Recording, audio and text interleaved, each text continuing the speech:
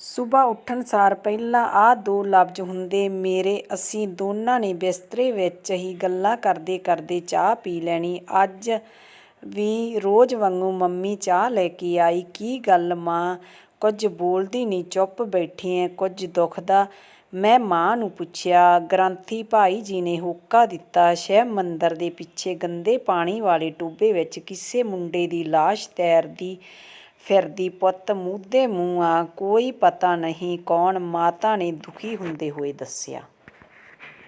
ਐਤਵਾਰ ਦਾ ਦਿਨ ਏ, ਅੱਜ ਕਿਹੜਾ ਕਾਲਜ ਜਾਣਾ? ਇਹ ਸੋਚ ਕੇ ਮੈਂ ਦੁਬਾਰਾ ਪੈ ਗਈ। ਮੈਂ ਸੋਚ ਰਹੀ ਸੀ ਕੌਣ ਹੋਣਾ ਜਵਾਕ। ਜੇ ਉੱਠੇ ਹੀ ਅਜੇ ਡੈਡ ਦੀ ਉੱਚੀ ਆਵਾਜ਼ ਵਿੱਚ ਗੇਟ ਖੋਲ੍ਹਣ ਸਾਰ ਬੋਲਦੇ ਆ ਰਹੇ ਸੀ। ਉਹਨਾਂ ਦੀ ਆਵਾਜ਼ ਸੁਣ ਕੇ ਮੈਂ ਜਲਦੀ ਉੱਠ ਕੇ ਬਾਹਰ ਆ ਗਈ।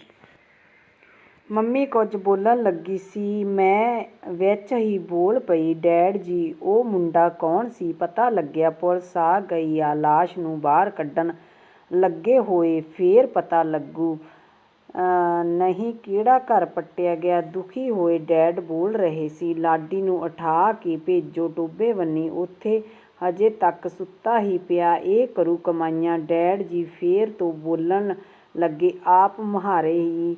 ਮੈਂ ਲਾਡੀ ਨੂੰ ਚਾਹ ਪਿਆ ਕੇ ਜਲਦੀ ਭੇਜ ਦਿੱਤਾ ਟੋਭੇ ਬੰਨੀ। ਡੈਡ ਜੀ ਤੋਂ ਪਤਾ ਲੱਗਿਆ ਵੀ ਸੁਬਹਾ ਫੌਜ ਦੀ ਭਰਤੀ ਦੇਖਣ ਵਾਲੇ ਮੁੰਡੇ ਪ੍ਰੈਕਟਿਸ ਕਰਨ ਲਈ ਗਰਾਊਂਡ ਵੱਲ ਜਾ ਰਹੇ ਸੀ ਤਾਂ ਉਹਨਾਂ ਦੀ ਨਿਗਾਹ ਪਈ ਸੀ ਲਾਸ਼ ਉੱਪਰ। ਫੇਰ ਉਹਨਾਂ ਗੁਰਦੁਆਰਾ ਸਾਹਿਬ ਆ ਕੇ ਭਾਈ ਜੀ ਨੂੰ ਹੋਕਾ ਦੇ ਕੇ ਲੋਕ ਇਕੱਠੇ ਕਰਨ ਲਈ ਕਿਹਾ। ਸਾਰੇ ਪਿੰਡ ਵਿੱਚ ਹਾਹਾਕਾਰ ਮੱਚ ਗਈ ਸੀ। ਹੁਣ ਤੱਕ ਤਾਂ ਕੋਈ ਕਹਿ ਰਿਹਾ ਸੀ ਕਿਸੇ ਨੇ ਮਾਰ ਕੇ ਸੁੱਟ ਦਿੱਤਾ, ਲੁੱਟ ਖੋਹ ਕਰਕੇ ਤਾਂ ਕੋਈ ਕਹਿ ਰਿਹਾ ਸੀ ਆਤਮ ਹੱਤਿਆ ਕਰੀ ਹੋਣੀ, ਕੋਈ ਕਹਿ ਰਿਹਾ ਸੀ ਸ਼ਰਾਬੀ ਹੋਣਾ। ਜਿੰਨੇ ਮੂੰਹ ਓਨੀਆਂ ਗੱਲਾਂ ਹੋ ਰਹੀਆਂ ਸਨ। ਲਾਸ਼ ਬਾਹਰ ਕੱਢਣ ਲਈ ਗਈ ਪੁਲਿਸ ਛਾਣਬੀਣ ਕਰ ਰਹੀ ਸੀ।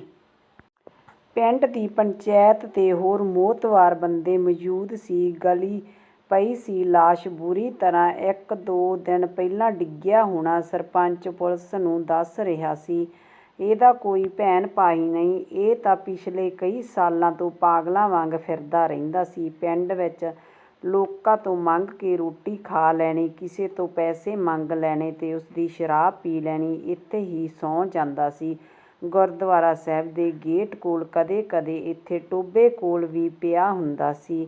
ਇਹ 2 ਦਿਨਾਂ ਤੋਂ ਨਹੀਂ ਸੀ ਦੇਖਿਆ ਸੀ। ਕਿਸੇ ਨੇ ਪੈਰ ਤਿਲਕਿਆ ਹੋਣਾ ਜਾਂ ਸ਼ਰਾਬ ਪੀ ਕੇ ਡਿੱਗ ਗਿਆ ਹੋਣਾ। ਅੱਛਾ, ਤੇ ਫੇਰ ਕਲੱਬ ਵਾਲਿਓ ਮੁੰਡਿਓ, ਕਰੋ ਇਹਦੇ ਸੰਸਕਾਰ ਦੀ ਤਿਆਰੀ। ਜਦੋਂ ਇਹਦੇ ਕੋਈ ਅੱਗੇ ਪਿੱਛੇ ਹੈ ਨਹੀਂ ਤਾਂ ਫੇਰ ਕੀ ਕਰਨਾ? ਅੱਗੇ ਗੱਲ ਵਧਾ ਕੇ ਪੁਲਿਸ ਅਫਸਰ ਕਹਿ ਰਿਹਾ ਸੀ, ਹੈ ਉਹ ਸੀ ਸੱਚੀ ਗਲ ਕੇ ਮਰ ਗਿਆ। ਮੈਂ ਹੈਰਾਨ ਵੀ ਸੀ ਤੇ ਬੁਰਾ ਵੀ ਲੱਗ ਰਿਹਾ ਸੀ ਜਦੋਂ ਸਾਰਾ ਹਾਲ ਲਾਡੀ ਨੇ ਘਰ ਆ ਕੇ ਦੱਸਿਆ। ਸਾਰਾ ਪਿੰਡ ਤਾਂ ਗਾਲਾਂ ਕੱਢਦਾ ਸੀ ਉਹਨੂੰ, ਤੂੰ ਵੀ ਤਾਂ ਇਹਨੂੰ ਜਿੱਥੇ ਦੇਖਦੀ ਸੀ ਗਾਲ ਜਾਣਾ ਕਹਿ ਦਿੰਦੀ ਸੀ। ਮੇਰੀ ਮਾਂ ਮੈਨੂੰ ਕਹਿ ਰਹੀ ਸੀ, ਪਰ ਇਸੇ ਲਾਇਕ ਦਾ ਸੀ। ਮੰਮੀ ਭਾਂਡੇ ਸਾਫ਼ ਕਰਦੇ ਕਰਦੇ ਸਭ ਕੁਝ ਸਾਹਮਣੇ ਆ ਰਿਹਾ ਸੀ ਮੇਰੇ। ਬੱਸ ਵਿੱਚੋਂ ਉਤਰ ਕੇ ਘਰ ਵਾਲੀ ਗਲੀ ਵਿੱਚ ਜਾ ਰਹੀ ਸੀ। ਮੈਂ ਸਾਹਮਣੇ ਉਹ ਮੰਗਤਾ ਆਇਆ, ਪੈਸੇ ਮੰਗਣ ਲੱਗਿਆ। ਕਹਿੰਦਾ, ਬੀਬੀ ਗੁੱਡੀ ਭੈਣ ਬਣ ਕੇ ਪੈਸੇ ਦੇ ਦੇ, ਮੈਂ ਰੋਟੀ ਨਹੀਂ ਖਾਧੀ। ਕਿੰਨੀ ਤਰਸਯੋਗ ਹਾਲਤ ਸੀ। ਮੈਂ 10 ਰੁਪਏ ਦਿੱਤੇ, ਫੜ ਕੇ ਫਟਾਫਟ ਭੱਜ ਗਿਆ ਉਹ ਪਹਿਲੀ ਵਾਰ। ਹੁਣ ਦੂਜੇ ਦਿਨ ਵੀ ਉਹ ਉਵੇਂ ਹੀ ਸਾਹਮਣੇ ਆ ਗਿਆ, ਪੈਸੇ ਮੰਗਣ ਲੱਗਿਆ।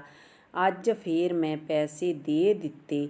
ਅੱਜ ਤੀਜਾ ਦਿਨ ਸੀ। ਗੁੱਡੀ, ਮੈਂ ਰੋਟੀ ਨਹੀਂ ਖਾਧੀ, ਪੈਸੇ ਦੇ ਦੇ ਭੈਣ ਬਣ ਕੇ। ਮੈਂ ਉਹਨੂੰ ਕਿਹਾ, ਬਾਈ ਤੂੰ ਸਾਡੇ ਘਰੋਂ ਰੋਟੀ ਖਾ ਆਇਆ ਕਰ ਸੁਬਹਾ ਸ਼ਾਮ, ਪੈਸੇ ਮੈਂ ਰੋਜ਼ ਨਹੀਂ ਦੇ ਸਕਦੀ ਤੈਨੂੰ। ਉਹਨੂੰ ਬਿਨਾਂ ਪੈਸੇ ਦਿੱਤੇ ਮੈਂ ਘਰ ਆ ਗਈ। ਸ਼ਾਮ ਨੂੰ ਜਦੋਂ ਉਹ ਰੋਟੀ ਖਾਣ ਆਇਆ ਤਾਂ ਮੈਂ ਸਬਜ਼ੀ ਰੋਟੀ ਫੜਾ ਆਈ, ਉਹ ਲੈ ਕੇ ਚਲਾ ਗਿਆ। ਉਸ ਦਿਨ ਤਾਂ ਅਗਲੇ ਦਿਨ ਸੁਬਹਾ ਗੇਟ ਮੂਹਰੇ ਆ ਕੇ ਬਹਿ ਗਿਆ। ਮੰਮੀ ਨੇ ਉਸਨੂੰ ਭਜਾ ਦਿੱਤਾ। ਮਾਤਾ, ਤੁਹਾਡੀ ਕੁੜੀ ਨੇ ਕਿਹਾ ਸੀ ਮੈਨੂੰ ਰੋਟੀ ਦੇ ਦਿਓ ਜਾਂ ਪੈਸੇ ਦਿਓ, ਤੂੰ ਜਾ ਇੱਥੋਂ, ਸ਼ਰਾਬ ਨਾਲ ਰੱਜ ਕੇ ਸਾਡੇ ਬਾਰ 'ਚ ਬੈਠਾ, ਤਾਂ ਹੀ ਤੈਨੂੰ ਕੋਈ ਗੁਰਦੁਆਰਾ ਨਹੀਂ ਵੜਨ ਦਿੰਦਾ, ਜਾ ਭੱਜ ਜਾ। ਪਿਛਲੇ 4-5 ਦਿਨਾਂ ਤੋਂ ਉਹ ਮੰਗਤਾ ਲਗਾਤਾਰ ਸੁਬਹ ਸ਼ਾਮ ਸਾਡੇ ਘਰ ਆ ਕੇ ਰੋਟੀ ਫੜ ਕੇ ਲੈ ਜਾਂਦਾ। ਕਦੇ-ਕਦੇ ਗੇਟ ਵਿੱਚ ਬੈਠ ਕੇ ਉੱਥੇ ਹੀ ਖਾ ਕੇ ਚਲਾ ਜਾਂਦਾ ਰਿਹਾ। ਮੰਮੀ ਬਹੁਤ ਦੁਖੀ ਸੀ ਇਸ ਗੱਲ ਤੋਂ। ਮੈਨੂੰ ਕਿੰਨੀ ਵਾਰ ਕਹਿ ਚੁੱਕੀ ਸੀ, ਮੈਂ ਕਿਉਂ ਇਹਨੂੰ ਘਰੇ ਆਉਣ ਲਗਾ ਦਿੱਤਾ। ਮੈਨੂੰ ਇਹੀ ਗੱਲ ਮਾਤਾ ਦੀਆਂ ਬੁਰੀਆਂ ਲੱਗ ਰਹੀਆਂ ਸੀ। ਜੇ ਕੋਈ ਗਰੀਬ 2 ਵੇਲੇ ਰੋਟੀ ਖਾ ਜਾਂਦਾ ਤਾਂ ਇੰਨਾ ਵੀ ਕੀ ਲੈ ਜਾਂਦਾ ਵਿਚਾਰਾ, ਜੋ ਮਾਤਾ ਬਸ ਔਖੀ ਹੋਈ ਰਹਿੰਦੀ ਆ। ਇੱਕ ਦਿਨ ਸ਼ਾਮ ਦੇ ਵੇਲੇ ਮੈਂ ਤੇ ਦਾਦਾ ਜੀ ਵਿਹੜੇ ਵਿੱਚ ਬੈਠੇ ਸੀ। ਦਾਦਾ ਜੀ ਅਖਬਾਰ ਪੜ੍ਹ ਰਹੇ ਸੀ ਕਿ ਮੈਂ ਸਬਜ਼ੀ ਕੱਟ ਰਹੀ ਸੀ। ਦਰਵਾਜ਼ਾ ਖੜਕਿਆ। ਮੈਂ ਉੱਠ ਕੇ ਗੇਟ ਖੋਲ੍ਹਿਆ। ਅੱਗੇ ਉਹੀ ਮੰਗਤਾ ਖੜ੍ਹਾ ਸੀ। ਗੁੱਡੀ ਭੈਣ ਬਣ ਕੇ ਮੈਨੂੰ ਪੈਸੇ ਦੇ ਦੇ, ਮੈਂ ਦਵਾਈ ਲੈ ਕੇ ਆਉਣੀ ਆ, ਉਹ ਮੈਨੂੰ ਕਹਿ ਰਿਹਾ ਸੀ। ਦਾਦਾ ਜੀ ਸੁਣ ਰਹੇ ਸੀ। ਉਹ ਉੱਠ ਕੇ ਆਪ ਬਾਹਰ ਆਏ ਤੇ ਮੈਨੂੰ ਅੰਦਰ ਭੇਜ ਦਿੱਤਾ। ਉਸ ਨੂੰ ਪਤਾ ਨਹੀਂ ਪੈਸੇ ਫੜਾ ਕੇ ਆਏ ਜਾਂ ਖਾਲੀ ਹੱਥ ਭੇਜ ਕੇ ਵਾਪਸ ਆ ਗਏ। ਉਸ ਦੀ ਕਿਸਮਤ ਮਾੜੀ ਆ ਕੰਜਰ ਦੀ, ਬੜੀ ਭੈੜੀ ਜ਼ਿੰਦਗੀ ਕੱਟ ਰਿਹਾ। ਹਜੇ ਮੌਤ ਪਤਾ ਨਹੀਂ ਕਿੰਨੇ ਕੁ ਬੁਰੀ ਆਉਣੀ ਇਹਨੂੰ। ਦਾਦਾ ਜੀ ਵਾਪਸ ਕੁਰਸੀ ਉੱਤੇ ਬੈਠਦੇ ਹੋਏ ਬੋਲ ਰਹੇ ਸੀ, ਪਰ ਬਾਪੂ ਜੀ ਇਹ ਹੈਗਾ ਕੌਣ ਆ? ਆਪਣੇ ਪਿੰਡ ਦਾ ਹੀ ਆ। ਮੈਂ ਦਾਦਾ ਜੀ ਨੂੰ ਸਵਾਲ ਕੀਤਾ। ਆਪਣੇ ਪਿੰਡ ਦਾ ਹੀ ਆ ਪੁੱਤ, ਡਾਕਟਰ ਪ੍ਰੀਤਮ ਆ। ਇਹ ਕਿਹੜਾ ਕਿਸੇ ਪਿੰਡ ਦੇ ਮੋਹਤਬਾਰ ਬੰਦਿਆਂ ਵਿੱਚੋਂ ਇੱਕ ਸੀ, ਡਾਕਟਰ ਸੀ ਇਹ ਬਾਪੂ ਜੀ। ਮੈਂ ਹੈਰਾਨ ਹੋਈ ਦਾਦਾ ਜੀ ਨੂੰ ਪੁੱਛਿਆ, ਹਾਂ ਡਾਕਟਰ ਪ੍ਰੀਤਮ, ਰਾਮਗੜ੍ਹੀਆਂ ਦਾ ਮੁੰਡਾ ਜਿਹੜਾ ਆਪਦੇ ਨਾਨਕੀ ਪੜ੍ਹਨ ਗਿਆ ਤੇ ਡਾਕਟਰੀ ਦੀ ਮੁੱਢਲੀ ਪੜ੍ਹਾਈ ਕਰਕੇ ਵਾਪਸ ਆਪਣੇ ਪਿੰਡ ਆ ਗਿਆ। ਇੱਥੇ ਆ ਕੇ ਆਪਦੇ ਘਰ ਹੀ ਇੱਕ ਨਿੱਕਾ ਜਿਹਾ ਕਲੀਨਿਕ ਖੋਲ੍ਹ ਲਿਆ। ਹੱਥ ਜਸ ਵਾਲਾ ਸੀ ਇਹਦੇ, ਉਂਝ ਵੀ ਸਿਆਣਾ ਮੁੰਡਾ ਸੀ। ਸਾਰੇ ਪਿੰਡ ਇਸ ਦਾ ਗੁਣਗਾਨ ਹੁੰਦਾ ਸੀ। ਉਸ ਵੇਲੇ ਘਰ-ਬਾਰ ਵੀ ਵਧੀਆ ਬਣਾ ਲਿਆ। ਹੌਲੀ-ਹੌਲੀ ਸਭ ਵਧੀਆ ਚੱਲ ਰਿਹਾ ਸੀ। ਪ੍ਰੀਤਮ ਦਾ ਡਾਕਟਰੀ ਦਾ ਕੰਮ ਚੱਲ ਰਿਹਾ ਸੀ। ਪਿੰਡ ਵਿੱਚ ਸਾਰਾ ਦਿਨ ਪਿੰਡ ਵਾਲਿਆਂ ਦੀ ਭੀੜ ਲੱਗੀ ਰਹਿੰਦੀ ਸੀ। ਪ੍ਰੀਤਮ ਦੀ ਮਾਂ ਘਰ ਦੇ ਕੰਮ-ਕਾਜ ਲੱਗੀ ਰਹਿੰਦੀ ਸੀ ਤੇ ਇਹਦਾ ਪਿਓ ਦਿਹਾੜੀਦਾਰ ਬੰਦਾ ਸੀ। ਕਦੇ-ਕਦੇ ਦਿਹਾੜੀ ਲੱਗ ਜੇ ਕੋਈ ਕੰਮ ਮਿਲ ਜਾਂਦਾ, ਨਹੀਂ ਤਾਂ ਫੇਰ ਸਾਰਾ ਦਿਨ ਬੋਰਡ ਥੱਲੇ ਤਾਸ਼ ਖੇਡਦਾ ਰਹਿੰਦਾ। ਫੇਰ ਬਾਪੂ, ਮੈਂ ਪੁੱਛਿਆ, ਫੇਰ ਪੁੱਤ ਪ੍ਰੀਤਮ ਦਾ ਵਿਆਹ ਹੋਇਆ ਪੜ੍ਹੀ ਲਿਖੀ ਕੁੜੀ ਸ਼ਿੰਦਰ ਨਾਲ। ਫੇਰ ਕੁਝ ਸਾਲ ਵਧੀਆ ਕਾਰੋਬਾਰ ਕੰਮ-ਕਾਜ ਇੱਦਾਂ ਹੀ ਚੱਲਦਾ ਰਿਹਾ। 4-5 ਸਾਲ ਬੀਤ ਗਏ। 3 ਬੱਚੇ ਹੋਏ ਇਹਦੇ ਘਰ। ਪਹਿਲਾਂ ਕੁੜੀ ਹੋਈ, ਫੇਰ ਮੁੰਡਾ ਹੋਇਆ, ਫੇਰ ਇੱਕ ਕੁੜੀ ਹੋਈ। ਪਿੰਡ ਵਿੱਚੋਂ ਉੜਦੀ ਇੱਕ ਗੱਲ ਸੁਣੀ ਕਿ ਪ੍ਰੀਤਮ ਨਸ਼ੇ ਵੇਚਦਾ। ਮੈਂ ਤਾਂ ਗੱਲ ਸੁਣੀ ਅਣਸੁਣੀ ਜੀ ਕਰ ਦਿੱਤੀ, ਪਰ ਬਿਨਾਂ ਅੱਗ ਤੋਂ ਧੂੰਆਂ ਥੋੜ੍ਹੋ ਉੱਠਦਾ ਪੁੱਤ, ਦਾਦਾ ਜੀ ਦੱਸ ਰਹੇ ਸੀ। ਇੱਕ ਰਾਤ ਪੁਲਿਸ ਨੇ ਪ੍ਰੀਤਮ ਦੇ ਘਰ ਅਚਾਨਕ ਛਾਪਾ ਮਾਰਿਆ ਤੇ ਪ੍ਰੀਤਮ ਨੂੰ ਫੜ ਕੇ ਥਾਣੇ ਲੈ ਗਏ। ਦੂਜੇ ਦਿਨ ਸਾਰੇ ਪਿੰਡ ਵਿੱਚ ਪ੍ਰੀਤਮ ਦੀ ਨਸ਼ੇ ਦੀਆਂ ਗੋਲੀਆਂ, ਟੀਕੇ, ਹੋਰ ਵੀ ਸਮਾਨ ਮਿਲਿਆ। ਪਿੰਡ ਦੀ ਪੰਚਾਇਤ ਨੇ ਉਦੋਂ ਪਹਿਲੀ ਗਲਤੀ ਹੋਣ ਕਰਕੇ ਕਿਸੇ ਤਰ੍ਹਾਂ ਮਾਮਲਾ ਸੁਲਝਾਇਆ। ਪੁਲਿਸ ਨੂੰ ਪੈਸੇ ਖਵਾਏ, ਪ੍ਰੀਤਮ ਤੋਂ ਮਾਫ਼ੀ ਮੰਗਵਾਈ ਤੇ ਮਾਮਲਾ ਰਫਾ-ਦਫਾ ਕੀਤਾ। ਅੱਗੇ ਤੋਂ ਇੱਦਾਂ ਦੀ ਗਲਤੀ ਨਾ ਕਰਨ ਦੀ ਸਹੁੰ ਚੁਕਵਾਈ ਪ੍ਰੀਤਮ ਤੋਂ। ਸਾਰੇ ਪਿੰਡ ਵਿੱਚ ਬੇਇੱਜ਼ਤੀ ਤੇ ਪੈਸੇ ਦਾ ਨੁਕਸਾਨ ਤੇ ਪੁਲਿਸ ਦੀ ਕੁੱਟ ਤੋਂ ਪ੍ਰੀਤਮ ਬਹੁਤ ਸ਼ਰਮਸਾਰ ਸੀ, ਬਰਦਾਸ਼ਤ ਨਹੀਂ ਸੀ ਕਰ ਪਾ ਰਿਹਾ। ਕੀ ਤੋਂ ਕੀ ਹੋ ਗਿਆ। ਇਸੇ ਦੁੱਖ 'ਚ ਪਹਿਲਾਂ ਤੇ ਸ਼ਰਾਬ ਪੀਣ ਲੱਗਿਆ, ਫੇਰ ਹੋਰ ਵੀ ਕਈ ਨਸ਼ੇ ਕਰਨ ਲੱਗਿਆ। ਹੁਣ ਅਕਸਰ ਹੀ ਘਰੇ ਕਲੇਸ਼ ਰਹਿੰਦਾ। ਪਿੰਡ ਦੇ ਲੋਕ ਉਵੇਂ ਹੀ ਦਵਾਈ ਲੈਣ ਜਾਂਦੇ ਉਹਦੇ ਕੋਲ। ਉਹਨਾਂ ਲਈ ਤਾਂ ਹੁਣ ਵੀ ਡਾਕਟਰ ਪ੍ਰੀਤਮ ਹੀ ਸੀ, ਪਰ ਪ੍ਰੀਤਮ ਆਪਦੀ ਬੇਇੱਜ਼ਤੀ ਬਰਦਾਸ਼ਤ ਨਹੀਂ ਕਰ ਪਾ ਰਿਹਾ ਸੀ। ਅੰਦਰੋਂ ਅੰਦਰੀ ਉਹ ਧੁਖਦਾ ਰਹਿੰਦਾ ਸੀ। ਫੇਰ ਸ਼ਰਾਬ ਪੀਣੀ ਰੋਜ਼ ਦਾ ਕੰਮ ਬਣ ਗਿਆ। ਹੋਰ ਵੀ ਨਸ਼ੇ ਕਰਦਾ ਸੀ, ਜਿਵੇਂ ਕਿ ਗੋਲੀਆਂ, ਟੀਕੇ। ਪਿੰਡ ਵਿੱਚ ਤਰ੍ਹਾਂ-ਤਰ੍ਹਾਂ ਦੀਆਂ ਗੱਲਾਂ ਹੋਣ ਲੱਗੀਆਂ ਸੀ ਉਹਦੇ ਬਾਰੇ। ਆਪਦੇ ਨਿੱਕੇ-ਨਿੱਕੇ ਬੱਚੇ ਕੁੱਟ ਸਿੱਟਦਾ, ਕਦੇ ਆਪਦੀ ਘਰਵਾਲੀ ਕੁੱਟ ਦਿੰਦਾ, ਕਦੇ ਮਾਂ-ਪਿਓ ਨਾਲ ਹੱਥੋਂ-ਪਾਈ ਕਰਦਾ। ਉਹਦੀ ਮਾਂ ਘਰ ਦੇ ਕਲੇਸ਼ ਨੂੰ ਦਿਲ 'ਤੇ ਲਾ ਬੈਠੀ 2-3 ਮਹੀਨਿਆਂ 'ਚ ਮਰ ਗਈ ਉਹ ਵਿਚਾਰੀ, ਤੇ ਪਿਓ ਉਹਦਾ ਘਰੇ ਘੱਟ ਹੀ ਜਾਂਦਾ ਸੀ। ਦਿਨ ਰਾਤ ਡੇਰੇ ਵਿੱਚ ਹੀ ਰਹਿੰਦਾ। ਹੁਣ ਤੇ ਲੋਕਾਂ ਨੇ ਪ੍ਰੀਤਮ ਕੋਲ ਜਾਣਾ ਲਗਭਗ ਬੰਦ ਹੀ ਕਰ ਦਿੱਤਾ। ਸਭ ਨੂੰ ਪਤਾ ਸੀ ਕਿ ਨਸ਼ਾ ਕਰਦਾ, ਇਹ ਕੋਈ ਗਲਤ ਦਵਾਈ ਟੀਕਾ ਲਗਾ ਕੇ, ਇਸ ਲਈ ਉਹ ਕਮਾਈ ਦਾ ਸਾਧਨ ਕੋਈ ਨਾ ਰਿਹਾ। ਪ੍ਰੀਤਮ ਨਸ਼ੇ ਦਾ ਆਦੀ ਬਣ ਗਿਆ ਸੀ। ਉਹਦੀ ਘਰ ਵਾਲੀ ਹੁਣ ਲੋਕਾਂ ਦੇ ਘਰੇ ਝਾੜੂ ਪੋਚਾ ਲਗਾ ਕੇ ਘਰ ਦਾ ਗੁਜ਼ਾਰਾ ਕਰਨ ਲੱਗੀ। ਘਰੇ ਕਲੇਸ਼ ਵੀ ਰਹਿੰਦਾ। ਪ੍ਰੀਤਮ ਘਰ ਵਾਲੀ ਤੋਂ ਸ਼ਰਾਬ ਲਈ ਪੈਸੇ ਮੰਗਦਾ, ਉਹ ਮਨਾ ਕਰਦੀ ਤਾਂ ਕੁੱਟ ਮਾਰ ਲੜਾਈ ਝਗੜਾ ਚੱਲਦਾ। ਇੱਕ ਵਾਰ ਪ੍ਰੀਤਮ ਦੇ ਘਰ ਵਾਲੀ ਬਿਮਾਰ ਹੋ ਗਈ। ਉਸਨੂੰ ਤਪਤਿਕ ਬੁਖਾਰ ਚੜ੍ਹਦਾ ਸੀ। ਉਹ ਵੀ ਵਿਚਾਰੀ ਆਪਦੇ ਘਰ ਤੇ ਲੋਕਾਂ ਦੇ ਘਰਾਂ 'ਤੇ ਕੰਮ ਕਰਦੀ ਰਹੀ। ਕੁਝ ਦਿਨ ਪਿੱਛੋਂ ਜ਼ਿਆਦਾ ਬਿਮਾਰ ਹੋ ਗਈ। ਪ੍ਰੀਤਮ ਵਿਹਲਾ ਪਿਆ ਘਰੇ ਨਸ਼ੇ ਦੀ ਤੋੜ ਵਿੱਚ ਗਾਲਾਂ ਕੱਢਦਾ ਰਹਿੰਦਾ। ਉਹਦਾ ਪਿਓ ਪੱਕਾ ਹੀ ਡੇਰੇ ਜਾ ਕੇ ਬਹਿ ਗਿਆ ਸੀ ਤੇ ਜਵਾਕ ਨਿਆਣੇ ਸੀ। ਉਸਦੇ ਘਰ ਵਾਲੀ ਪਹਿਲਾਂ ਲੋਕਾਂ ਘਰੇ ਕੰਮ ਕਰਦੀ ਤੇ 4 ਛਿੱਲੜ ਲਿਆ ਕੇ ਜਵਾਕਾਂ ਦਾ ਢਿੱਡ ਭਰਦੀ। ਉਹ ਖੁਦ ਵੀ ਬਿਮਾਰ ਪਈ ਸੀ। ਜਿਨ੍ਹਾਂ ਦੇ ਘਰ ਉਹ ਕੰਮ ਕਰਦੀ ਸੀ, ਉਹਨਾਂ ਦੇ ਘਰ ਇੱਕ ਦਿਨ ਪ੍ਰੀਤਮ ਦੇ ਘਰ ਵਾਲੀ ਨੇ ਆਪਣੀ ਗੁਆਂਢਣ ਨੂੰ ਭੇਜਿਆ ਕਿ ਭੈਣੇ, ਮੇਰੀ ਦਵਾਈ ਜੋਗੇ ਪੈਸੇ ਫੜ ਕੇ ਲਿਆ। ਮੈਨੂੰ ਬਿਮਾਰ ਪਈ ਨੂੰ ਕੁਝ ਹੋ ਗਿਆ ਤਾਂ ਮੇਰੇ ਜਵਾਕ ਰੁੱਲ ਜਾਣਗੇ। ਉਹਨਾਂ ਦਾ ਪਿਓ ਤਾਂ ਨਸ਼ੇ ਲਈ ਚੂਕਦਾ ਫਿਰਦਾ ਤੇ ਬਾਪੂ ਸਾਡਾ ਇਹਦੇ ਲੱਛਣਾਂ ਤੋਂ ਦੁਖੀ ਹੋਇਆ ਘਰ-ਬਾਰ ਛੱਡੀ ਬੈਠਾ। ਉਹਦੀ ਗੱਲ ਮੰਨ ਕੇ ਗੁਆਂਢਣ ਪੈਸਿਆਂ ਦਾ ਇੰਤਜ਼ਾਮ ਕਰਨ ਜਾਂਦੀ ਆ ਤਾਂ 3-4 ਘਰਾਂ ਤੋਂ ਪੈਸੇ ਇਕੱਠੇ ਕਰਕੇ ਉਸ ਨੂੰ ਫੜਾ ਜਾਂਦੀ ਹੈ। ਅਗਲੇ ਦਿਨ ਸੁਬਾਹ ਪਤਾ ਚੱਲਦਾ ਹੈ ਕਿ ਡਾਕਟਰ ਪ੍ਰੀਤਮ ਦੇ ਘਰ ਵਾਲੀ ਚੱਲ ਵਸੀ। ਪ੍ਰੀਤਮ ਸ਼ਰਾਬ ਨਾਲ ਰੱਜਿਆ ਘਰ ਤੋਂ ਕਾਫੀ ਦੂਰ ਡਿੱਗਿਆ ਪਿਆ ਸੀ, ਜਿਸ ਨੂੰ ਦੁਪਹਿਰ ਤੱਕ ਹੋਸ਼ ਮਸਾਂ ਆਈ। ਜਵਾਕ ਰੋਈ ਬਿਲਕੀ ਜਾਂਦੇ ਸੀ। ਪਿੰਡ ਵਾਲੇ ਪ੍ਰੀਤਮ ਨੂੰ ਲਾਹਨਤਾਂ ਪਾ ਰਹੇ ਸੀ। ਸ਼ਾਮ ਤੱਕ ਰਿਸ਼ਤੇਦਾਰ ਇਕੱਠੇ ਹੋ ਗਏ। ਸੰਸਕਾਰ ਕਰ ਦਿੱਤਾ ਗਿਆ। ਵਿਛੜੀ ਰੂਹ ਨੂੰ ਆਤਮ ਸ਼ਾਂਤੀ ਲਈ ਸਹਿਜ ਪਾਠ ਰੱਖਿਆ ਗਿਆ। ਭੋਗ ਤੋਂ ਠੀਕ 1 ਦਿਨ ਪਹਿਲਾਂ ਪ੍ਰੀਤਮ ਨੂੰ ਉਸਦੇ ਸਾਲੇ ਨੇ ਕੁੱਟ-ਕੁੱਟ ਕੇ ਘੜੀਸਦੇ ਹੋਏ ਸਰਪੰਚ ਦੇ ਘਰ ਤੱਕ ਲੈ ਗਏ।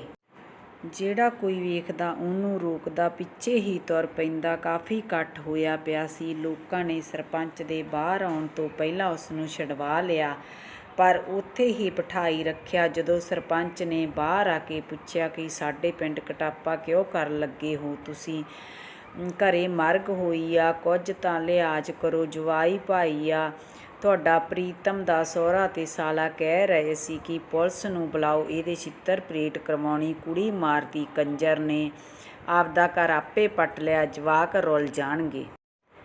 ਪ੍ਰੀਤਮ ਦੀ ਵੱਡੀ ਕੁੜੀ ਨੇ ਆਪਦੀ ਨਾਨੀ ਨੂੰ ਦੱਸਿਆ ਉਸ ਰਾਤ ਕੀ ਹੋਇਆ ਸੀ। ਇਹ ਗੱਲ ਤਾਂ ਬਾਅਦ ਵਿੱਚ ਪਤਾ ਲੱਗਿਆ ਸਭ ਨੂੰ। ਸਰਪੰਚ ਸਾਹਿਬ, ਸਾਡੀ ਗੱਲ ਦਾ ਯਕੀਨ ਕਰੋ, ਇਹ ਨਸ਼ੇੜੀ ਆ, ਤੁਹਾਨੂੰ ਸਭ ਨੂੰ ਪਤਾ। ਅਸੀਂ ਤਾਂ ਡਾਕਟਰ ਨੂੰ ਵਿਆਹੀ ਸੀ ਕੁੜੀ। ਆਪਦੀ ਇਹ ਪੁੱਠੇ ਕੰਮ ਕਰ ਆਪਦੀ ਜ਼ਿੰਦਗੀ ਤਾਂ ਬਰਬਾਦ ਕਰ ਹੀ ਬੈਠਾ। ਸਾਡੀ ਕੁੜੀ ਤੇ ਆਪਣੇ ਜਵਾਕ ਵੀ ਰੋਲ ਕੇ ਰੱਖ ਦਿੱਤੇ। ਸਰਪੰਚ ਨੇ ਹੌਸਲਾ ਦਿੱਤਾ ਕਿ ਭਾਈ ਜੋ ਹੋਣਾ ਸੀ ਹੋ ਗਿਆ। ਇਹ ਨਸ਼ੇ 'ਚ ਅੰਨਾ ਹੋਇਆ ਫਿਰਦਾ, ਨਾ ਇਸਨੂੰ ਚੰਗੇ ਦੀ ਪਛਾਣ ਨਾ ਮਾੜੇ ਦੀ। ਇਹਨੂੰ ਆਪਾਂ ਸਭ ਸਮਝਾਵਾਂਗੇ। ਜਵਾਕ ਨਹੀਂ ਰੁਲਦੇ ਨੇ, ਉਹਨਾਂ ਦੀ ਪੜ੍ਹਾਈ ਤੇ ਘਰ ਦਾ ਰਾਸ਼ਨ ਪੰਚਾਇਤ ਆਪ ਹੱਲ ਕਰੂ। ਇਹਦਾ ਨਸ਼ਾ ਵੀ ਛਡਵਾਉਣ ਦੀ ਕੋਸ਼ਿਸ਼ ਕਰਾਂਗੇ। ਭੋਗ ਪੈ ਜਾਣ ਦਿਓ, ਸਭ ਠੀਕ ਹੋ ਜਾਣਾ। ਸਰਪੰਚ ਨੇ ਗੱਲ ਨਿਬੇੜ ਕੇ ਸਭ ਆਪੋ ਆਪਣੇ ਘਰੀਂ ਤੋਰ ਦਿੱਤੇ। ਹੋਇਆ ਅਸਲ ਵਿੱਚ ਇਹ ਸੀ ਕਿ ਜਿਵੇਂ ਪ੍ਰੀਤਮ ਦੀ ਕੁੜੀ ਨੇ ਦੱਸਿਆ ਕਿ ਜਦੋਂ ਗਵਾਂਢਣ ਸ਼ਾਮ ਨੂੰ ਪੈਸੇ ਫੜਾ ਕੇ ਚਲੀ ਗਈ ਤਾਂ ਪ੍ਰੀਤਮ ਆਪਦੀ ਘਰਵਾਲੀ ਤੋਂ ਪੈਸੇ ਮੰਗਣ ਲੱਗਿਆ। ਗਾਲਾਂ ਕੱਢ ਰਿਹਾ ਸੀ। ਜਦੋਂ ਸ਼ਿੰਦਰ ਨੇ ਪੈਸੇ ਦੇਣ ਤੋਂ ਸਾਫ਼ ਮਨ੍ਹਾ ਕਰਤਾ ਤਾਂ ਉਸ ਨੂੰ ਕੁੱਟ ਕੇ ਖੋਹ ਲਏ। ਉਹਦੀ ਘਰਵਾਲੀ ਸ਼ਿੰਦਰ ਰੋ ਰਹੀ ਸੀ, ਜਵਾਕਾਂ ਦਾ ਵਾਸਤਾ ਪਾ ਰਹੀ ਸੀ ਕਿ ਉਹਨੂੰ ਦਵਾਈ ਦੀ ਜ਼ਰੂਰਤ ਹੈ, ਉਹਨੇ ਬਿਨਾਂ ਦਵਾਈ ਤੋਂ ਮਰ ਜਾਣਾ। ਪ੍ਰੀਤਮ ਕਹਿੰਦਾ, ਚੁੱਪ ਕਰ ਜਾ, ਕੁਝ ਨਹੀਂ ਹੁੰਦਾ ਤੈਨੂੰ, ਸਮਝੀ ਬੁਖਾਰ ਹੀ ਚੜ੍ਹਿਆ ਹੈ, ਮੈਂ ਤੈਨੂੰ ਆਪੇ ਦਵਾਈ ਦੇ ਦਿੰਨਾ, ਰੁਕ ਮੈਂ ਆਇਆ। ਆਹ ਗੋਲੀ ਖਾ ਲਵੀਂ, ਪਹਿਲਾਂ ਆਹ ਬੁਖਾਰ ਉਤਾਰਨ ਵਾਲਾ ਟੀਕਾ ਲਵਾ ਲਾ। ਬਿਮਾਰੀ ਦੀ ਮਾਰੀ ਸ਼ਿੰਦਰ ਵਿਰੋਧ ਕਰਨ ਜੋਗੀ ਤੇ ਹੈ ਨਹੀਂ ਸੀ ਜੋ ਪ੍ਰੀਤਮ ਨੂੰ ਰੋਕ ਸਕਦੀ। ਪ੍ਰੀਤਮ ਨੇ ਟੀਕਾ ਲਗਾ ਕੇ ਧੱਕੇ ਨਾਲ ਗੋਲੀ ਉਸਦੇ ਮੂੰਹ ਵਿੱਚ ਪਾ ਦਿੱਤੀ। ਨਸ਼ੇੜੀ ਪ੍ਰੀਤਮ ਨੂੰ ਖੁਦ ਵੀ ਪਤਾ ਨਹੀਂ ਹੋਣਾ ਨਸ਼ੇ ਦੀ ਧੁੱਤ ਰਹਿੰਦੇ ਨੂੰ ਉਹਨੇ ਕਾਹਦਾ ਟੀਕਾ ਲਗਾ ਦਿੱਤਾ ਸ਼ਿੰਦਰ ਨੂੰ। ਕਿਹੜੀ ਉਸ ਰਾਤ ਇਹੋ ਜਿਹੀ ਸੁੱਤੀ ਫੇਰ ਕਦੇ ਉਸਦੀ ਅੱਖ ਨਾ ਖੁੱਲ੍ਹੀ। ਚੱਲ ਪੁੱਤ ਉੱਠ, ਹੁਣ ਕੰਮ ਕਰਵਾ ਆਪਦੀ ਮਾਂ ਨਾਲ। ਦਾਦਾ ਜੀ ਨੇ ਮੈਨੂੰ ਕਹਾਣੀ ਵਿੱਚ ਖੂਬੀ ਨੂੰ ਬਾਹਰ ਕੱਢਿਆ। ਜੋ ਮੈਂ ਇੰਨੇ ਟਾਈਮ ਤੋਂ ਚੁੱਪ-ਚਾਪ ਬੈਠੀ ਕਹਾਣੀ ਨੂੰ ਗੰਭੀਰਤਾ ਨਾਲ ਸੁਣ ਰਹੀ ਸੀ। ਪਰ ਬਾਪੂ ਜੀ ਉਸਦੇ ਜਵਾਕ। ਮੈਂ ਦਾਦਾ ਜੀ ਨੂੰ ਸਵਾਲ ਕੀਤਾ, ਗੁਰਦੁਆਰਾ ਸਾਹਿਬ ਮੱਥਾ ਟੇਕ ਆਵਾਂ ਪੁੱਤ? ਮੈਂ ਰਹਿਰਾਸ ਦਾ ਵੇਲਾ ਆ। ਤੁਸੀਂ ਬਣਾਓ ਰੋਟੀ ਪਾਣੀ, ਨਿਬੇੜੋ ਆਪਦੇ ਕੰਮ। ਰੋਟੀ ਖਾ ਕੇ ਫੇਰ ਕਰਦੇ ਆਂ ਪੁੱਤ ਗੱਲ। ਦਾਦਾ ਜੀ ਮੈਨੂੰ ਕਹਿ ਕੇ ਮੂੰਹ ਹੱਥ ਧੋ ਘਰੋਂ ਬਾਹਰ ਚਲੇ ਗਏ। ਮੈਂ ਹਜੇ ਵੀ ਸੋਚਾਂ 'ਚ ਹੀ ਸੀ। ਯਕੀਨ ਕਰਨਾ ਔਖਾ ਹੋ ਗਿਆ ਮੈਨੂੰ ਪ੍ਰੀਤਮ ਦੀ ਕਹਾਣੀ ਸੁਣ ਕੇ। ਉਸ ਦਿਨ ਬੜੀ ਜਲਦੀ ਕੰਮ ਨਿਬੇੜ ਲਿਆ ਸੀ। ਮੈਨੂੰ ਅੱਗੇ ਜਾਣਨ ਦੀ ਕਾਹਲੀ ਸੀ। ਹਾਂਜੀ ਬਾਪੂ, ਹੁਣ ਦੱਸੋ ਕੀ ਬਣਿਆ ਪ੍ਰੀਤਮ ਦੇ ਜਵਾਕਾਂ ਦਾ? ਫੇਰ ਮੈਂ ਦਾਦਾ ਜੀ ਦੇ ਕਮਰੇ 'ਚ ਜਾਣ ਸਾਰ ਕਿਹਾ, ਪੁੱਤ ਸੁਣ, ਸ਼ਿੰਦਰ ਦੇ ਭੋਗ ਪੈਣ ਤੋਂ ਬਾਅਦ ਪ੍ਰੀਤਮ ਦੀ ਮਾਂ ਉਹਨਾਂ ਦੇ ਘਰ ਰੁਕ ਗਈ। ਪ੍ਰੀਤਮ ਨੂੰ ਬਹੁਤ ਜਾਣਿਆਂ ਨੇ ਸਮਝਾਇਆ ਕਿ ਹੁਣ ਬੱਚਿਆਂ ਬਾਰੇ ਸੋਚ, ਨਸ਼ੇ ਤੋਂ ਦੂਰ ਸ਼ਰਾਬ ਛੱਡਣ ਦੀ ਕੋਸ਼ਿਸ਼ ਕਰ। ਪ੍ਰੀਤਮ ਨੂੰ ਪਤਾ ਨਹੀਂ ਅਫਸੋਸ ਸੀ ਜਾਂ ਲੋਕਾਂ ਦਾ ਸ਼ਰਮ ਤੇ ਸਹੁਰਿਆਂ ਦਾ ਡਰ ਸੀ ਜਾਂ ਫਿਰ ਜਵਾਕਾਂ ਦੀ ਫਿਕਰ ਸੀ, ਰੱਬ ਜਾਣੇ। ਪਰ ਉਹ ਹੁਣ ਨਸ਼ਾ ਨਹੀਂ ਸੀ ਕਰਦਾ। ਥੋੜ੍ਹਾ ਬਹੁਤਾ ਨਸ਼ਾ ਕਰਦਾ ਹੋਣਾ, ਕਿਉਂਕਿ ਇੱਕਦਮ ਤੇ ਕੋਈ ਪੱਕਾ ਨਸ਼ੇੜੀ ਨਸ਼ਾ ਰਹਿਤ ਨਹੀਂ ਹੋ ਸਕਦਾ। ਪਰ ਹੁਣ ਹਾਲਾਤ ਪਹਿਲਾਂ ਵਰਗੇ ਨਹੀਂ ਸੀ। ਪ੍ਰੀਤਮ ਆਪਦੇ ਜਵਾਕਾਂ ਕੋਲ ਬੈਠਦਾ ਸੀ, ਘਰ ਦੇ ਨਿੱਕੇ ਮੋਟੇ ਕੰਮ ਵੀ ਕਰ ਦਿੰਦਾ ਸੀ। ਕੁਝ ਦਿਨ ਬਾਅਦ ਪ੍ਰੀਤਮ ਦੀ ਸੱਸ ਆਪਦੇ ਪਿੰਡ ਚਲੀ ਗਈ। ਜਵਾਕਾਂ ਨੂੰ ਛੱਡ ਕੇ ਜਾਣਾ ਤਾਂ ਨਹੀਂ ਸੀ ਚਾਹੁੰਦੀ। ਜਿੰਨੇ ਦਿਨ ਉਹ ਵਾਪਸ ਨਹੀਂ ਆਉਂਦੀ, ਸ਼ਿੰਦਰ ਦੀ ਮਾਂ ਨੇ ਆਪਦੇ ਪਿੰਡ ਜਾਣ ਤੋਂ ਅਗਲੇ ਦਿਨ ਪ੍ਰੀਤਮ ਆਪਣੇ ਪਿਓ ਨੂੰ ਕਹਿੰਦਾ ਕਿ ਮੈਂ ਜਵਾਕਾਂ ਨੂੰ ਸ਼ਹਿਰ ਸਰਕਸ ਦਿਖਾ ਲਿਆਉਂਦਾ। ਇਹ ਰੋਂਦੇ ਰਹਿੰਦੇ ਨੇ। ਆਪਣੀ ਮਾਂ ਨੂੰ ਯਾਦ ਕਰ ਕਰਕੇ ਇਹਨਾਂ ਦਾ ਧਿਆਨ ਹੋਰ ਪਾਸੇ ਲੱਗੂ। ਚੱਲ, ਮੇਰਾ ਵੀ ਇਹਨਾਂ ਨੂੰ ਦੇਖ ਕੇ ਚਿੱਤ ਕਾਹਲਾ ਪੈਂਦਾ। ਪਹਿਲਾਂ ਤਾਂ ਉਸਦੇ ਪਿਓ ਨੇ ਸਾਫ਼ ਮਨ੍ਹਾ ਕਰ ਦਿੱਤਾ ਜਾਣ ਤੋਂ, ਪਰ ਜਵਾਕਾਂ ਦਾ ਵਾਸਤਾ ਪਾ ਕੇ ਪ੍ਰੀਤਮ ਨੇ ਆਪਦੇ ਪਿਓ ਨੂੰ ਮਨਾ ਲਿਆ। ਆਪਦੇ ਪਿਓ ਤੋਂ ਕੁਝ ਪੈਸੇ ਫੜ ਕੇ ਉਹ ਜਵਾਕਾਂ ਨੂੰ ਨਾਲ ਲੈ ਕੇ ਘਰੋਂ ਚਲਾ ਗਿਆ। ਸਾਰਾ ਦਿਨ ਨਿਕਲ ਗਿਆ, ਸ਼ਾਮ ਪੈ ਗਈ। ਪ੍ਰੀਤਮ ਵਾਪਸ ਨਾ ਮੁੜਿਆ। ਉਹਦੇ ਪਿਓ ਨੂੰ ਫਿਕਰ ਹੋਣ ਲੱਗ ਪਈ ਸੀ, ਪਰ ਫੇਰ ਵੀ ਉਹ ਉਡੀਕ ਰਿਹਾ ਸੀ। ਸ਼ਹਿਰੋਂ ਪਿੰਡ ਨੂੰ ਆਉਣ ਵਾਲੀ ਆਖਰੀ ਬੱਸ ਦਾ ਟਾਈਮ ਹੋਇਆ ਤਾਂ ਪ੍ਰੀਤਮ ਦਾ ਪਿਓ ਬੱਸ ਅੱਡੇ ਵੱਲ ਤੁਰਿਆ। ਬੱਸ ਆਈ, ਸਵਾਰੀਆਂ ਉਤਰੀਆਂ ਚੜ੍ਹੀਆਂ ਤੇ ਬੱਸ ਅੱਗੇ ਚਲੀ ਗਈ, ਪਰ ਪ੍ਰੀਤਮ ਤੇ ਜਵਾਕ ਉਹਦੇ ਵਿੱਚੋਂ ਨਾ ਉਤਰੇ। ਜਿਵੇਂ ਜਿਵੇਂ ਹਨੇਰਾ ਹੋ ਰਿਹਾ ਸੀ, ਉਵੇਂ ਉਸ ਬਜ਼ੁਰਗ ਦਾ ਸਬਰ ਟੁੱਟ ਰਿਹਾ ਸੀ। ਕਿਸੇ ਅਣਹੋਣੀ ਦੇ ਹੋਣ ਦਾ ਡਰ ਲੱਗ ਰਿਹਾ ਸੀ ਉਸ ਨੂੰ। ਬੱਸ ਅੱਡੇ ਉੱਤੇ ਬੈਠ ਨੂੰ ਕੋਈ ਹੱਲ ਨਹੀਂ ਮਿਲ ਰਿਹਾ ਸੀ। ਉਹਨੇ ਉੱਠ ਕੇ ਸਰਪੰਚ ਵੱਲੀ ਹੋ ਤੁਰਿਆ। ਸਾਰੀ ਗੱਲ ਜਾ ਕੇ ਸਰਪੰਚ ਨੇ ਪਹਿਲਾਂ ਤਾਂ ਉਸ ਨੂੰ ਕੋਸਿਆ ਵੀ, ਤੂੰ ਤਾਂ ਸਮਝਦਾਰ ਸੀ, ਤੂੰ ਕਿਉਂ ਜਵਾਕ ਤੋਰੇ ਉਹਦੇ ਨਾਲ? ਪਰ ਫੇਰ ਹੌਸਲਾ ਦਿੱਤਾ ਤੇ ਧਰਵਾਸ ਰੱਖ, ਬਹਾਦਰ ਸਿਉ। ਪ੍ਰੀਤਮ ਹੋ ਸਕਦਾ ਕਿਸੇ ਰਿਸ਼ਤੇਦਾਰਾਂ ਕੋਲ ਰੁਕ ਗਿਆ ਹੋਵੇ, ਹੋ ਸਕਦਾ ਕਿਸੇ ਕਾਰਨ ਉਸਦੀ ਆਖਰੀ ਬੱਸ ਨਿਕਲ ਗਈ ਹੋਵੇ। ਆਪਾਂ ਸਵੇਰੇ ਸੋਡੀਆਂ ਰਿਸ਼ਤੇਦਾਰਾਂ ਕੋਲ ਪਤਾ ਕਰਦੇ ਹਾਂ। ਰਿਸ਼ਤੇਦਾਰਾਂ ਕੋਲ ਨੇੜਲੇ ਪਿੰਡਾਂ ਸ਼ਹਿਰਾਂ 'ਚ, ਗੁਰੂ ਘਰਾਂ ਵਿੱਚ, ਜਿੱਥੇ ਜਿੱਥੇ ਲੱਭ ਸਕਦੇ ਸੀ, ਹਰ ਥਾਂ ਉਹਨਾਂ ਸਭ ਨੂੰ ਲੱਭਿਆ ਗਿਆ, ਪਰ ਕਿਤੋਂ ਵੀ ਕੁਝ ਪਤਾ ਨਾ ਲੱਗਿਆ। 3 ਦਿਨ ਬਾਅਦ ਬਠਿੰਡੇ ਰੇਲਵੇ ਸਟੇਸ਼ਨ 'ਤੇ ਪ੍ਰੀਤਮ ਨਸ਼ੇ ਦੀ ਹਾਲਤ ਵਿੱਚ ਧੁੱਤ ਹੋਇਆ ਲੱਭ ਗਿਆ, ਪਰ ਜਵਾਕਾਂ ਬਾਰੇ ਕੁਝ ਵੀ ਪਤਾ ਨਹੀਂ ਲੱਗਿਆ। ਪਿੰਡ ਲਿਆ ਕੇ ਪ੍ਰੀਤਮ ਨੂੰ ਹੋਸ਼ ਵਿੱਚ ਲਿਆਉਣ 'ਤੇ ਜਵਾਕਾਂ ਬਾਰੇ ਪੁੱਛਿਆ ਤਾਂ ਉਹਨੇ ਕੁਝ ਨਾ ਦੱਸਿਆ ਕਿਸੇ ਨੂੰ।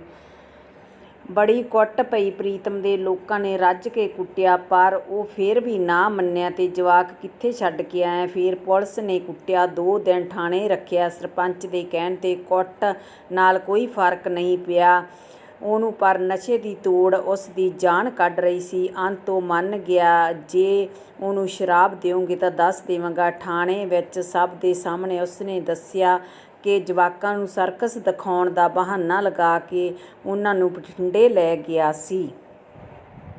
ਉਸ ਦਿਨ ਫੇਰ ਰੇਲ ਗੱਡੀ ਵਿੱਚ ਬਿਠਾ ਕੇ ਤਿੰਨਾਂ ਜਵਾਕਾਂ ਨੂੰ ਕਹਿ ਆਇਆ ਕਿ ਮੈਂ ਖਾਣ ਲਈ ਕੁਝ ਲੈ ਕੇ ਆਉਣਾ, ਤੁਸੀਂ ਥੱਲੇ ਨਹੀਂ ਉਤਰਨਾ। ਕਿਸੇ ਨੇ ਵੀ ਮੈਂ ਆਇਆ ਬਸ ਫੇਰ ਮੈਨੂੰ ਨਹੀਂ ਪਤਾ ਉਹ ਕਿੱਧਰ ਗਏ। ਮੈਂ ਗੱਡੀ ਤੋਂ ਉਤਰ ਕੇ ਆ ਗਿਆ। ਮੈਨੂੰ ਸ਼ਰਾਬ ਦੀ ਤਲਬ ਲੱਗੀ ਸੀ, ਮੇਰੀ ਜਾਨ ਨਿਕਲ ਰਹੀ ਸੀ। ਮੇਰੀ ਕੀ ਮੈਂ ਕਰਦਾ, ਮੈਂ ਕਿੱਥੋਂ ਆਪਦਾ ਗੁਜ਼ਾਰਾ ਨਹੀਂ ਹੁੰਦਾ, ਜਵਾਕਾਂ ਨੂੰ ਕਿੱਥੋਂ ਖਾਣ ਲਈ ਲਿਆ ਕੇ ਦਿੰਦਾ। ਬੜੀ ਭੱਜ ਨੱਠ ਕੀਤੀ। ਪ੍ਰੀਤਮ ਦੇ ਪਿਓ ਨੇ, ਪ੍ਰੀਤਮ ਦੇ ਸਹੁਰਿਆਂ ਨੇ, ਸਰਪੰਚ ਨੇ ਤੇ ਪਿੰਡ ਦੇ ਲੋਕਾਂ ਨੇ ਵੀ ਜਿੰਨੀ ਪੜਤਾਲ ਕਰ ਸਕਦੀ ਸੀ ਸਭ ਨੇ ਮਿਲ ਕੇ ਕੀਤੀ, ਪਰ ਜਵਾਕਾਂ ਦੀ ਕੋਈ ਉੱਗ ਸੁੱਗ ਨਾ ਨਿਕਲੀ। ਤਰ੍ਹਾਂ ਤਰ੍ਹਾਂ ਦੀਆਂ ਗੱਲਾਂ ਹੋ ਰਹੀਆਂ ਸੀ ਪਿੰਡ ਵਿੱਚ। ਕੋਈ ਕਹਿ ਰਿਹਾ ਸੀ ਪ੍ਰੀਤਮ ਦੇ ਜਵਾਕ ਵੇਚ ਦਿੱਤੇ ਹੋਣਗੇ, ਕੋਈ ਕਹਿ ਰਿਹਾ ਸੀ ਪ੍ਰੀਤਮ ਨੇ ਜਵਾਕ ਖੂਹ ਵਿੱਚ ਸੁੱਟ ਕੇ ਮਾਰ ਦਿੱਤੇ ਹੋਣਗੇ, ਕੋਈ ਕੁਝ ਕਹਿ ਰਿਹਾ ਸੀ, ਕੋਈ ਕੁਝ ਵੀ ਸਿੱਟਾ ਨਾ ਨਿਕਲਿਆ। ਜਵਾਕਾਂ ਦਾ ਪਤਾ ਨਹੀਂ ਲੱਗਿਆ ਤਾਂ ਸਭ ਆਪੋ ਆਪਣੇ ਕੰਮਾਂ ਵਿੱਚ ਉਲਝ ਗਏ। ਪਰ ਪ੍ਰੀਤਮ ਨੂੰ ਜਿੱਥੇ ਵੀ ਕੋਈ ਦੇਖਦਾ ਹਰ ਕੋਈ ਲਾਹਨਤਾਂ ਪਾਉਂਦਾ, ਕਿੱਡਾ ਚੰਦਰਾ ਗਲ ਜਾਣਾ, ਪਹਿਲਾਂ ਆਪਦੀ ਤੀਵੀਂ ਮਾਰਤੀ ਫੇਰ ਜਵਾਕ ਸੁੱਟ ਆਇਆ, ਬਹੁਤ ਭੈੜੀ ਮੌਤ ਮਰਨਾ, ਇਹਨੇ ਗਲ ਸੜ ਕੇ। ਪ੍ਰੀਤਮ ਲਈ ਇਹੋ ਜਿਹੇ ਸ਼ਬਦ ਆਮ ਹੀ ਲੋਕਾਂ ਦੀ ਜ਼ੁਬਾਨ 'ਤੇ ਚੜ੍ਹ ਗਏ ਸੀ।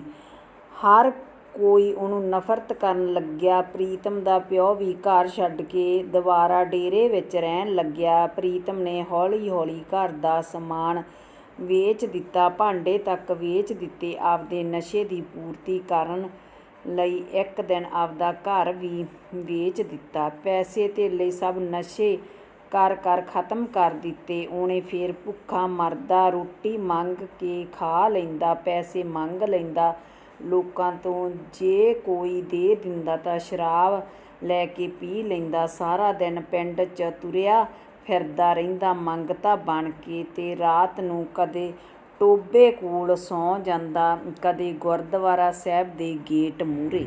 ਹਰ ਕੋਈ ਨਫ਼ਰਤ ਕਰਦਾ ਸੀ ਉਹਨੂੰ, ਸਭ ਗਾਲਾਂ ਕੱਢਦੇ ਸੀ। ਜੋ ਵੀ ਕੋਈ ਦੇਖਦਾ ਉਸ ਨੂੰ ਲਾਹਨਤਾਂ ਪਾਉਂਦਾ।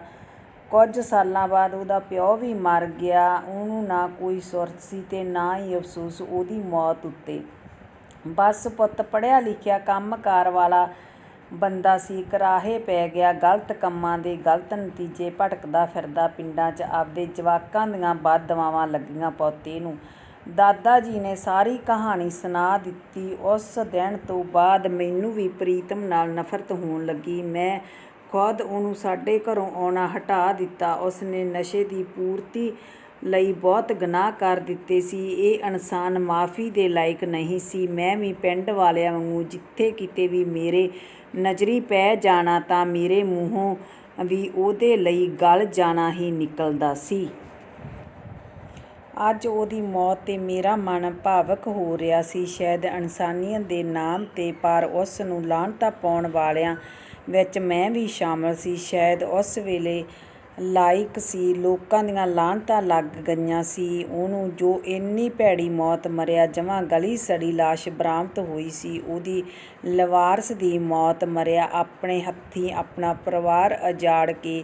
ਕੋਈ ਰੋਣ ਵਾਲਾ ਨਹੀਂ ਸੀ, ਕਿਸੇ ਨੂੰ ਕੋਈ ਅਫਸੋਸ ਨਹੀਂ ਸੀ। ਜੇ ਮੇਰੀ ਕਹਾਣੀ ਤੁਹਾਨੂੰ ਚੰਗੀ ਲੱਗੀ, ਮੇਰੇ ਚੈਨਲ ਨੂੰ ਸਬਸਕ੍ਰਾਈਬ ਕਰਨਾ, ਲਾਈਕ ਕਰਨਾ, ਸ਼ੇਅਰ ਕਰਨਾ।